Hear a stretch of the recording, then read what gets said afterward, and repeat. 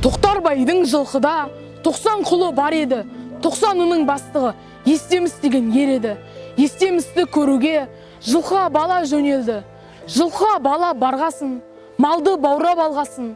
90 құлмен Естеміс риза тауып қалғасын.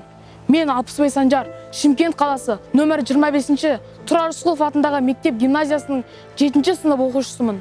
Бұл жыр бізді отан сүйгіштікке, елді қорғауға, патриоттыққа баулиды.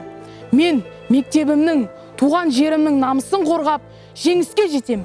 Кешегі қазақ сахарасындағы қазақтың сайын даласын найзаның ұшымен, білектің күшімен қорғаған Қобыландыдай батырлымыздың еткен ерлігін сол заманнан бізге алтынның сынығындай жеткізіп келсе, соны бүгінгі таңда жас буынның бойына сіңіру, соларға бойына ұлттық патриоттық сезім оялату, осы жырды жаттату барысында бізге үлкен септігін тигізді. Осы үшін өте мен қазақ тілі пәнінің мұғалімі ретінде, жалпы қазақ азаматы ретінде өте қуаныштымын. Себебі осындай игі іс-шаралардың арқасында болашақ буынның, өскелең ұрпақтың бойына елін, отанын, жерін қорғауға деген сезім оянады деп сенемін.